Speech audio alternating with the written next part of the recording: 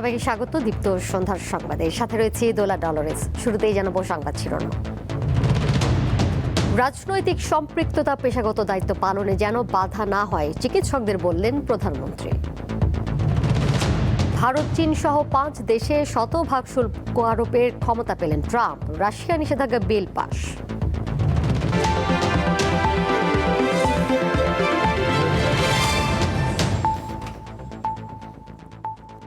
রাজনীতিতে থাকা কিংবা রাজনৈতিকভাবে সচেতন হওয়া, গণতান্ত্রিক রাষ্ট্রে এটি অস্বাভাবিক নয়।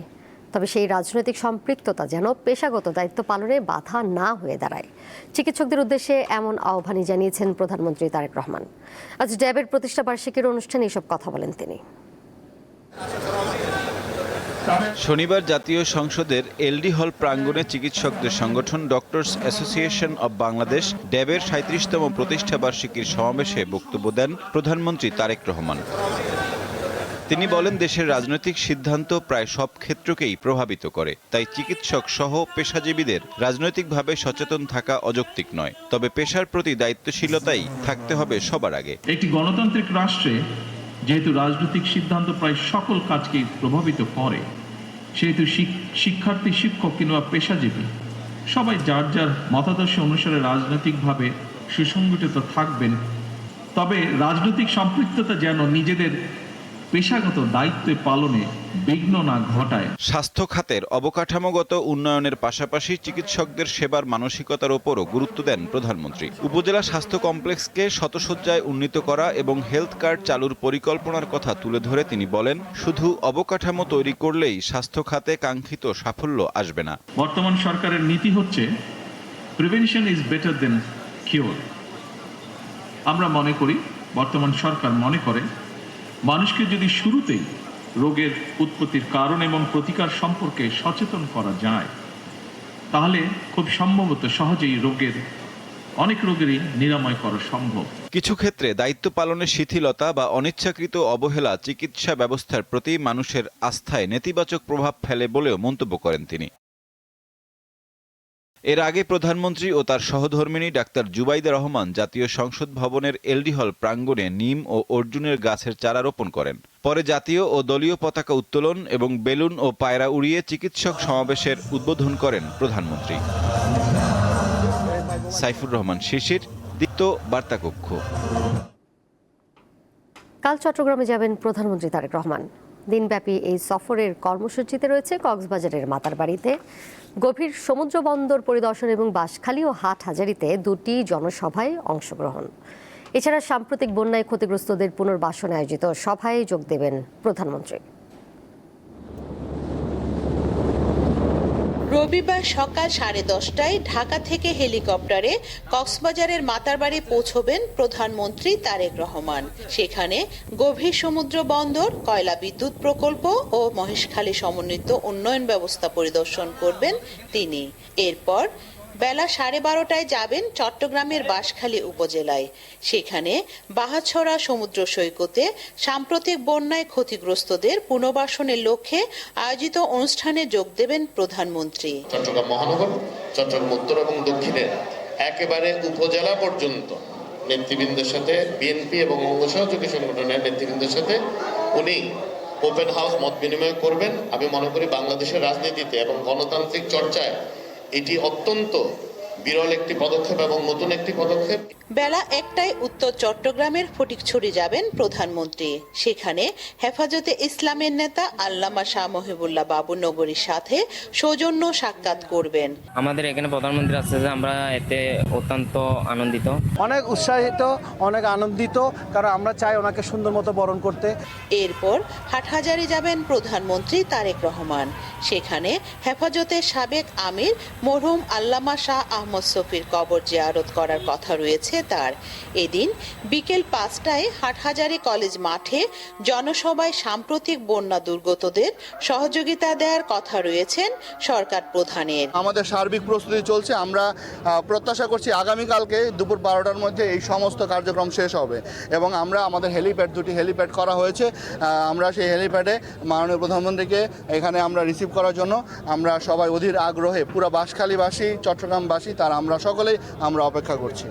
সন্ধ্যায় চট্টগ্রামের একটি হোটেলে সাংগঠনিক সভায় যোগদান শেষে রাত 9:30টায় বিমানে ঢাকা ফেরার কথা রয়েছে প্রধানমন্ত্রীর।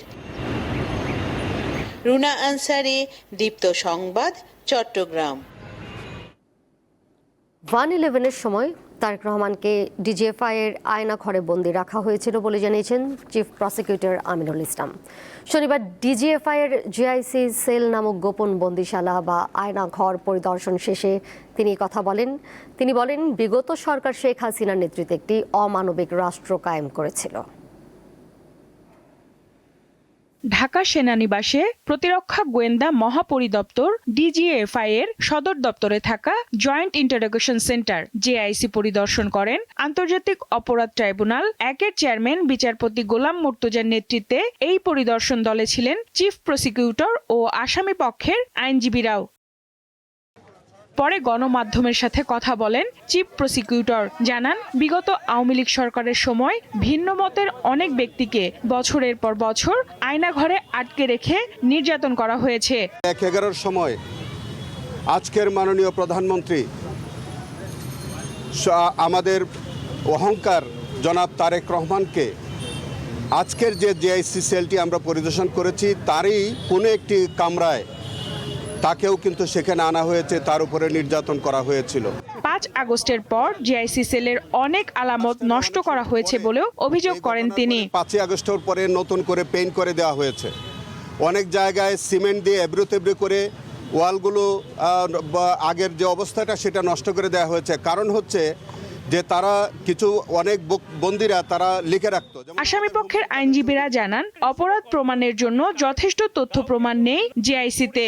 যেটা আমরা আজকে ভিজিট করলাম, এটা মনে রাখতে হবে যে joint interrogation cell that is JIC, এটি একটি আইন দ্বারা প্রতিষ্ঠিত 90-র দশকে একটি প্রতিষ্ঠান, just like any jail or any facility. Prosecution কোনো যারা আসলে ঘটনা ঘটিয়েছে তাদেরকে হয়তো খুঁজে পায়নি দেখে স্কেপগোট হিসেবে আমাদের এই 3 জেনারেলকে আসলে ফাঁসানোর এখানে প্রচেষ্টা চলছে। এর আগে গত 1 আগস্ট র্যাবের টিএফআই বন্দিশালা পরিদর্শন করেন আন্তর্জাতিক অপরাধ ট্রাইব্যুনালের বিচারপতিরা। প্রচেষ্টা চলছে, এটাই হলো আমাদের। সঞ্জিতা প্লাবনী, দীপ্ত সংবাদ, ঢাকা। সারা দেশের প্রান্তিক কৃষকরা যেন লাভবান হন সেই উদ্যোগ নেওয়া হচ্ছে বলে জানিয়েছেন আইনমন্ত্রী মোহাম্মদ আসাদুজ্জামান। সকালে ঝিনাইদহের শৈলকুপায় পাট ও পেঁয়াজ বাজার পরিদর্শন শেষে তিনি এই কথা বলেন। মজুতদারির বিরুদ্ধে বিশেষ ক্ষমতা আইন প্রয়োগ করা হবে বলেও জানান আইনমন্ত্রী। পরে শৈলকুপার হাট বাজারে ক্রেতা বিক্রেতার সঙ্গে কথা বলেন তিনি।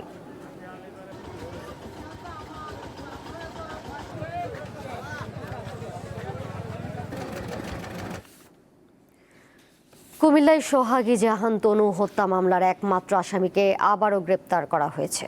হাইকোর্টের দেয়া জামিন স্থগিতের পর নির্ধারিত সময় আত্মসমর্পণ না করায় অবসরপ্রাপ্ত সেনা সদস্য হাফিজুর রহমানকে পুনরায় গ্রেপ্তার করে police bureau of investigation PBI. শনিবার ঢাকার কেরানীগঞ্জে নিজ বাসা থেকে তাকে গ্রেপ্তার করা হয়।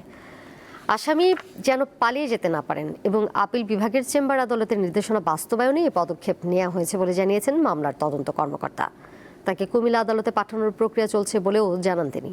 এর আগে গত 2 আগস্ট হাইকোর্ট থেকে জামিন পাওয়ার পর 4 আগস্ট কুমিল্লা কেন্দ্রীয় কারাগার থেকে মুক্তি পান হাফিজুর রহমান। পরে ওই জামিন আদেশ স্থগিত চেয়ে লিফট আপিল করে রাষ্ট্রপক্ষ। এর পরিপ্রেক্ষিতে 6 আগস্ট আপিল বিভাগের চেম্বার আদালতের বিচারক হাইকোর্টের দেয়া জামিন 9 আগস্ট পর্যন্ত স্থগিত করেন। একই সঙ্গে হাফিজুর রহমানকে 24 ঘন্টার মধ্যে আত্মসমর্পণের নির্দেশ দেওয়া হয়।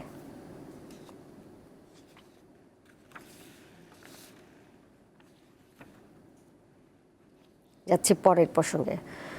দেশের 2 জেলায় সড়ক দুর্ঘটনায় 5 জনের প্রাণহানি হয়েছে। এছাড়া আহত হয়েছেন অন্তত 8 জন। সকাল 9:30টার দিকে নাটোরে গরুবাহী নসিমনো বাসের মুখোমুখি সংঘর্ষে 3 গরু ব্যবসায়ী নিহত হন। এই ঘটনায় আহত হন আরও অন্তত 8 জন। গুরুদাসপুর নয়াবাজার এলাকায় বনপাড়াহাটি কুমরুল মহাসড়কে এই দুর্ঘটনা ঘটে। পুলিশ ও স্থানীয়রা জানান, ঢাকা থেকে রাজশাহীগামী একটি বাসের সঙ্গে চান্দাই কোনা গরুর হাটে যাওয়ার পথে গরুবাহী একটি নসিমনের সংঘর্ষ হয়। এতে ঘটনাস্থলেই একজন মারা যান। গুরুতর আহত অবস্থায় 5 জনকে বড়াইগ্রাম উপজেলা স্বাস্থ্য কমপ্লেক্সে নেওয়ার পর আরও 2 জনের মৃত্যু হয়। এদিকে কিশোরগঞ্জের পাকুন্দিয়ায় যাত্রীবাহী একটি বাসের ধাক্কায় ব্যাটারি চালিত অটোরিকশা চালক ও এক যাত্রী নিহত হয়েছেন। আন্তর্জাতিক প্রসঙ্গ। যুক্তরাষ্ট্রের সিনেটে বিপুল সংখ্যাগরিষ্ঠতায় রাশিয়ার উপর নিষেধাজ্ঞা বিল পাশ হয়েছে। এতে রাশিয়ার শীর্ষ 5 জ্বালানি আমদানিকারক ভারত, চীন, আজারবাইজান, হাঙ্গেরি ও স্লোভাকিয়ার উপর 100% শুল্ক আরোপের ক্ষমতা পেতে যাচ্ছেন প্রেসিডেন্ট ডোনাল্ড ট্রাম্প। গত 11 জুলাই মারা যাওয়া রিপাবলিকান সিনেটর লিন্ডসে গ্রাহামের সম্মানে এই বিলের নামকরণ করা হয়।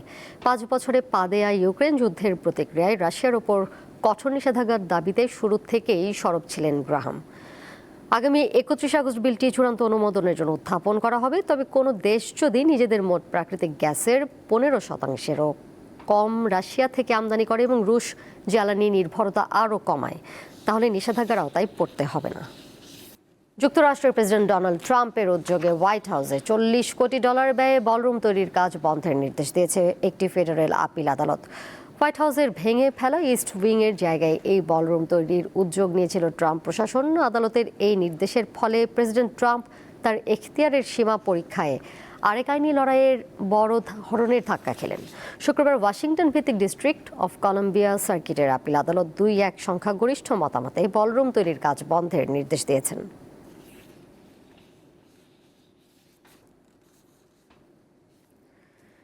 ইরান যুদ্ধে লক্ষ্য অর্জন সম্ভব নয়, তাই যুদ্ধ থেকে বের হওয়ার নিরাপদ পথ খুঁজছেন যুক্তরাষ্ট্রের জয়েন্ট চিফস অফ স্টাফের চেয়ারম্যান জেনারেল ড্যান কেন।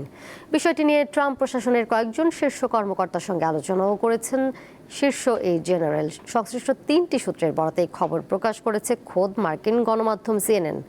সূত্রগুলোর দেয়া তথ্য বলছে, শুধু বিমান হামলার মাধ্যমে ট্রাম্পের ঘোষিত লক্ষ্য অর্জন করাও কঠিন বলে মনে করছেন কেন। তাই সংঘাত আরও বাড়ালে তা উল্টো যুক্তরাষ্ট্রের জন্য ক্ষতিকর হতে পারে। এদিকে চলমান আঞ্চলিক উত্তেজনায় তেহরান কোনো শক্তির কাছে নতি স্বীকার করবে না বলে হুঁশিয়ারি দিয়েছেন ইরানের প্রেসিডেন্ট মাসুদ পেজেশকিয়ান। এমনকি ওমানের সঙ্গে দ্বিপাক্ষিক সমঝোতায় নয়, বরং যুক্তরাষ্ট্র ইরানের সব শর্ত মেনে নিলেই হরমুজ প্রণালী পুনরায় খুলে দেওয়া হবে বলে সাফ জানিয়ে দিয়েছে তেহরান।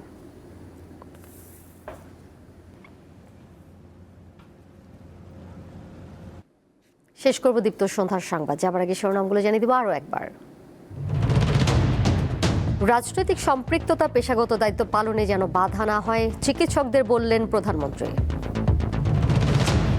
ভারত, চীন সহ 5 দেশের 100% শুল্ক আরোপের ক্ষমতা পেলেন ট্রাম্প। রাশিয়া নিষেধাজ্ঞা বিল পাশ।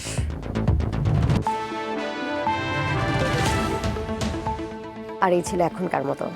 এরপরের সংবাদ দেখবেন রাত 11টায়। এছাড়াও আরও তথ্য এবং বিনোদনের নানা খবরাখবর জানতে যুক্ত থাকুন দীপ্তর ডিজিটাল প্ল্যাটফর্মে। সবাইকে ধন্যবাদ এতক্ষণ সাথে থাকার জন্য।